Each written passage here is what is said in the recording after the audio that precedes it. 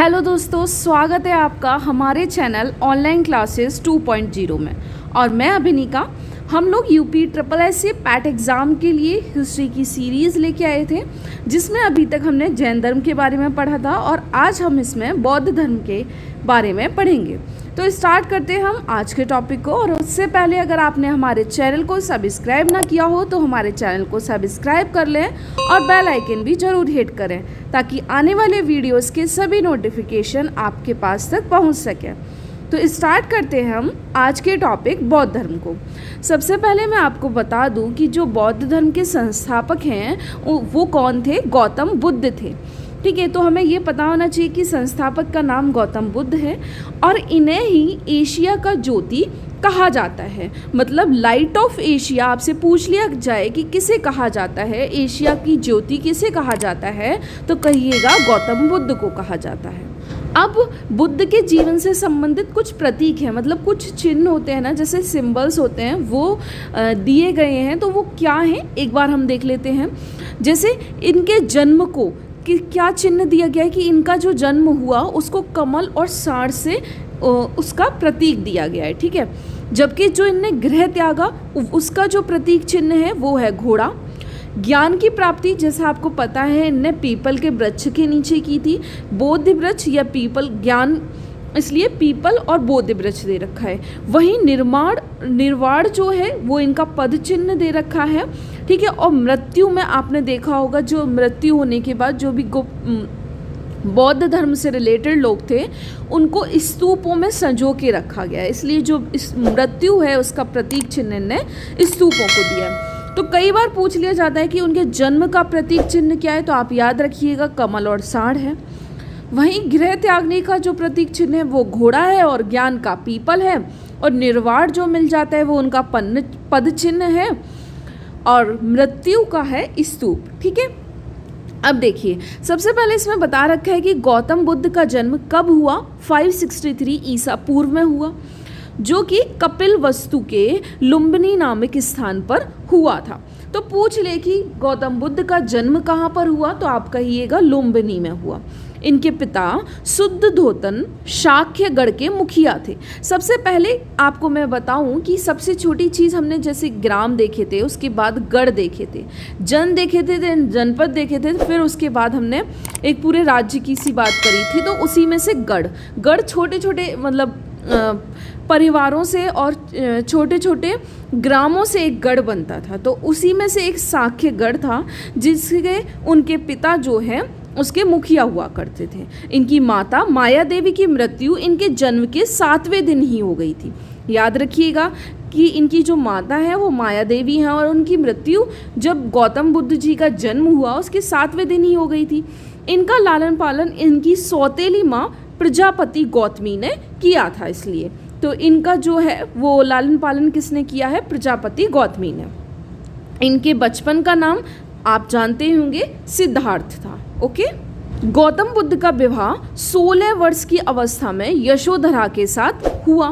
अब देखिए इनकी शादी हो जाती है 16 ईयर की एज में, वो भी किससे होती है, यशोधरा से। और इनके पुत्र का नाम होता है, उसके बाद इनको पुत्र होता है और उसका नाम होता है राहुल।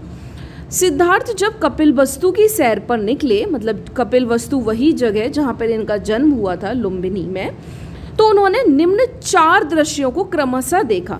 अब याद रखिएगा ये जो 4 दृश्य ये देख रहे हैं ना, इन्हीं की वजह गौतम बुद्ध की पूरी जीवनी चेंज हो जाती है। ठीक है, आगे जो मतलब उन्होंने ये बौद्ध धर्म बनाया या इस सारी पूरी जो स्टोरी है ये किसकी वजह है, उनके इस कपिल वस्तु की सैर की वजह, और जिसमें उन्होंने इन 4 दृश्यों को देखा था।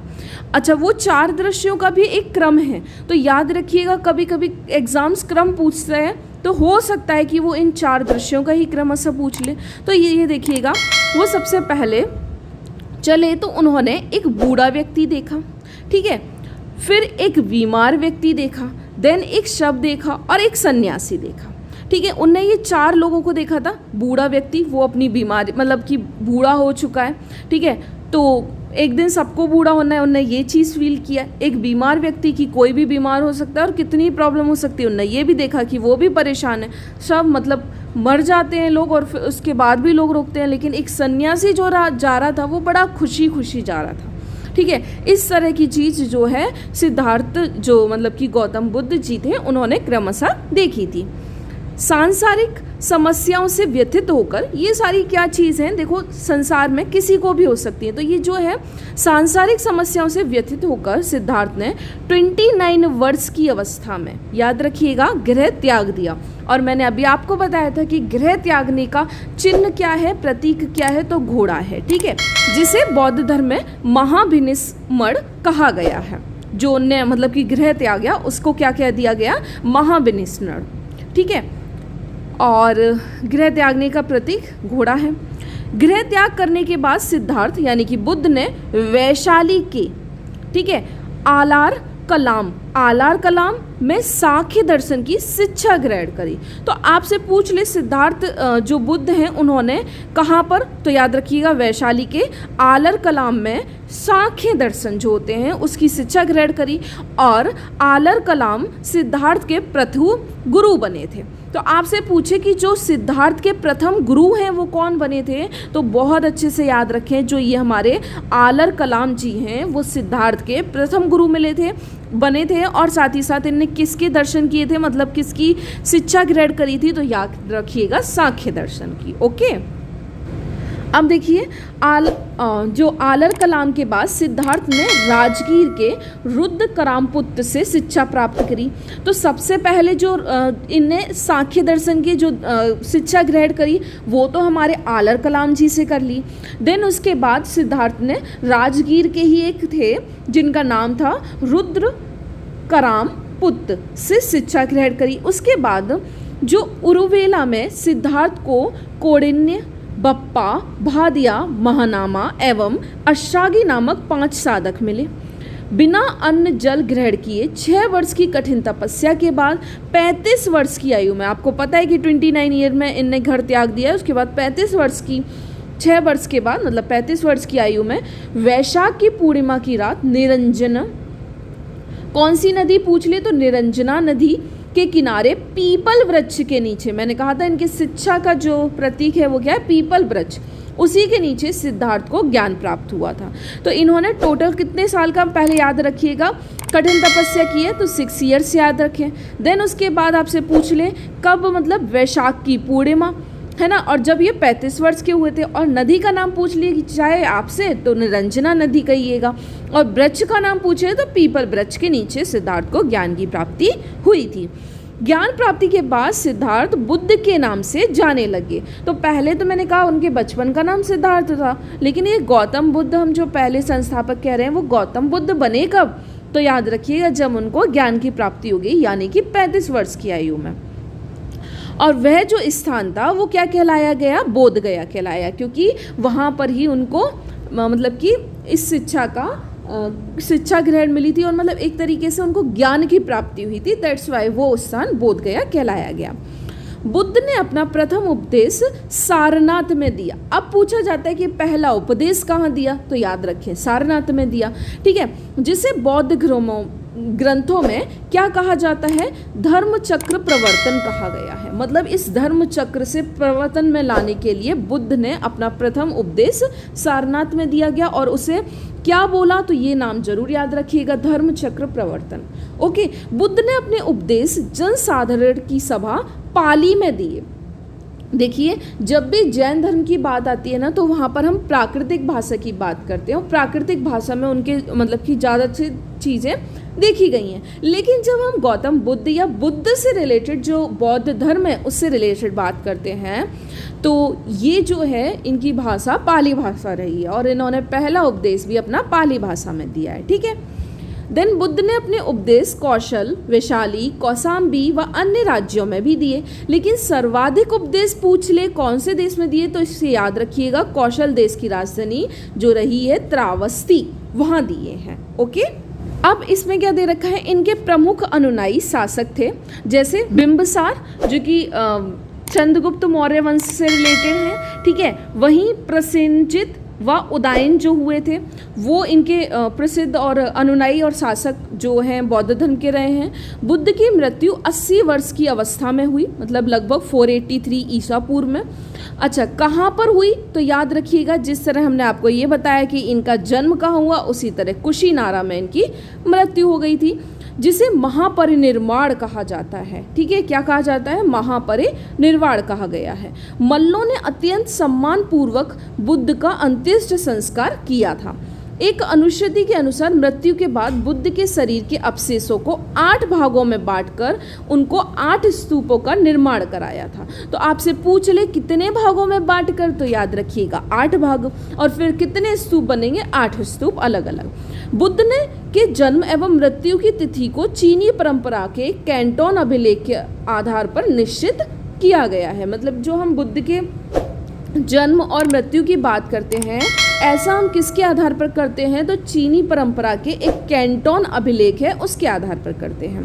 बौद्ध धर्म में ही विशद ज्ञान, मतलब 3 इंपॉर्टेंट चीज़ दे रखी है जिसे हम त्रिपिटक कहते हैं। क्या कहते हैं? त्रिपिटक। उसमें से कौन कौन से हैं त्रिपिटक? विनय पिटक है, सूत्र पिटक है और अभिधम्म पिटक है। सिर्फ अर्थ होता है। और तीनों पिटकों की जो भाषा है वो कौन सी है? पाली है। तो याद रखिएगा बौद्ध धर्म से रिलेटेड जो भी चीज़ें आएंगी उनकी भाषा पाली ही रहने वाली है। बौद्ध धर्म मूलतः अनीश्वरवादी था, मतलब कि ईश्वर को नहीं मानने वाला अनीश्वरवादी था, लेकिन इसमें आत्मा की परिकल्पना भी नहीं है। बौद्ध धर्म में पुनर्जन्म की मान्यता थी, तभी तो ये लोग कहते थे कि इससे निजात पाने के लिए बौद्ध धर्म को, और मतलब इस कर्म और इससे निजात पाने के लिए बात किया करते थे।